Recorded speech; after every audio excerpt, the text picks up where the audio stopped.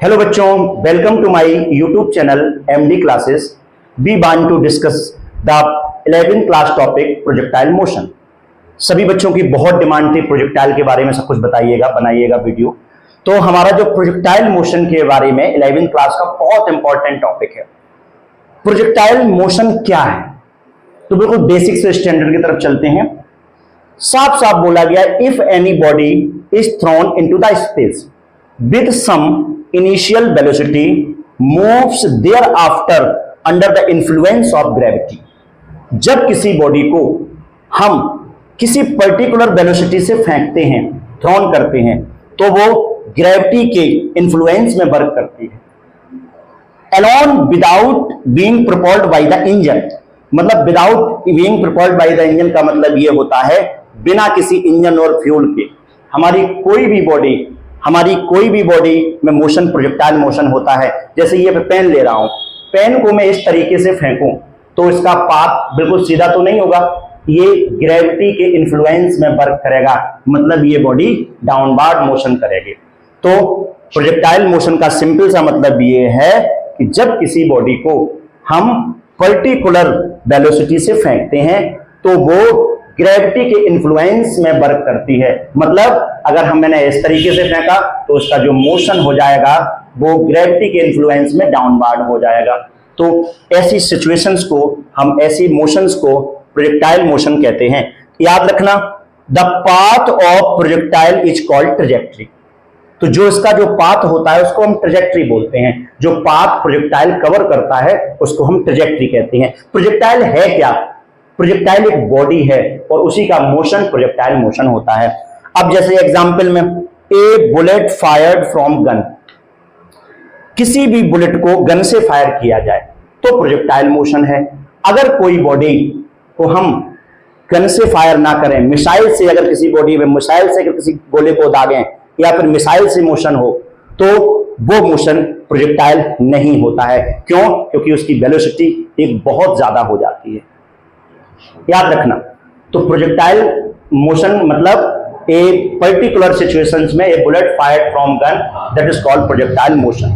अब हम बात करते हैं बच्चों projectile fired parallel to horizontal. बच्चों, प्रोजेक्टाइल जो मोशन होता है वो दो तरीके का होता है। एक होता है projectile fired parallel to horizontal, दूसरा होता है एंगुलर प्रोजेक्टाइल। तो एंगुलर प्रोजेक्टाइल को हम बाद में डिस्कस करेंगे। सबसे पहले हम इसी को बताते हैं, projectile fired parallel to horizontal. बच्चों, हमने सबसे पहले ये projectile fired parallel to horizontal का मैंने डायग्राम बनाया है। तो सबसे पहले मैंने ये एच हाइट टावर के लिए है, कोई टावर जिसकी हाइट एच है, उससे हमने पैरेलल टू ग्राउंड, मतलब ये ग्राउंड होता है, इसके पैरेलल हमने किसी बॉडी को फेंका है।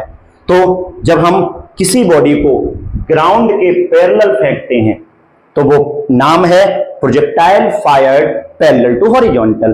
तो पैरेलल टू हॉरिजॉन्टल, ग्राउंड के पैरेलल।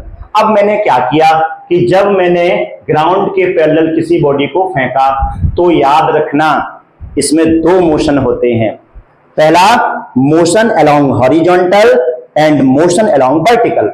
तो मोशन अलोंग हॉरिजॉन्टल क्या होता है? मतलब जब किसी बॉडी को हम फेंकते हैं, तो जैसे मैंने इस बॉडी को फेंका तो क्या होगा, ये बॉडी आगे जाती है तो हॉरिजॉन्टल मोशन हो गया, और जब वो नीचे गिरती है तो ये वर्टिकल मोशन हो गया।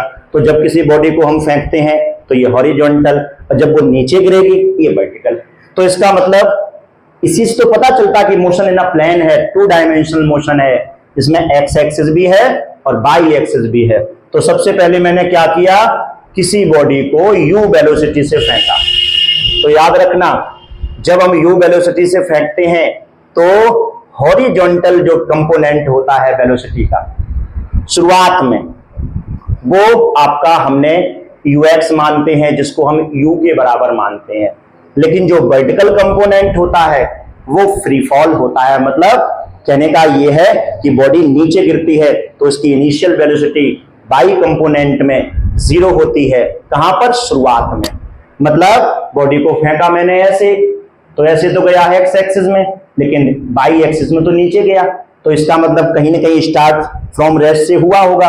तो इसका मतलब एक कंपोनेंट by वाला 0 माना जाता है, ये बाई एक्सिस वाला कंपोनेंट है, और एक्स एक्सिस वाला आपका हमने u मान लिया। यही तो कांस्टेंट वेलोसिटी है, ये तो हमेशा कांस्टेंट रहेगी। अब सुनो, इस फिगर में और डिटेल में आते हैं तो u हमेशा कांस्टेंट रहता है, इसका मतलब हॉरिजॉन्टल वेलोसिटी जो u है वो हमेशा सेम रहती है ड्यूरिंग द प्रोजेक्टाइल, लेकिन vertical velocity change under the effect of gravity, मतलब ये जो वर्टिकल कंपोनेंट होता है, नीचे वाला कंपोनेंट होता है, ये टाइम के साथ में चेंज होता है और ग्रेविटी के इफेक्ट में। तो देखते जाओ भाई।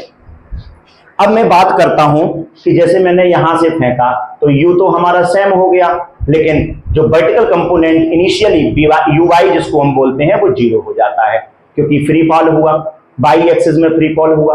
तो अब देखो, सबसे पहले मैंने बात करी मोशन अलोंग हॉरिजॉन्टल, और हॉरिजॉन्टल मोशन हमने कहां कहां के बीच में लिया, O से P के लिए, तो मैंने लिख दिया motion along O to P। हमने मान लिया कि जब ये बॉडी प्रोजेक्टाइल मोशन में आई तो यहां पर इसने बाई डिस्टेंस की वर्टिकल डिस्टेंस और एक्स डिस्टेंस करी आपकी हॉरिजॉन्टल डिस्टेंस, ये बॉडी P पॉइंट पे पहुंची, तो यहां से यहां तक का टाइम T लग गया। तो सबसे पहले हमें हॉरिजॉन्टल मोशन पता करना है, तो मोशन अलोंग हॉरिजॉन्टल किसके बीच में, O से P के बीच में। अगर मेरा O से P के बीच में मोशन आ गया, इसका मतलब फिर हम पता कर लेंगे ये मोशन किस तरीके का है। O से P का मोशन हॉरिजॉन्टल मोशन भी बताएंगे और वर्टिकल मोशन भी बताएंगे।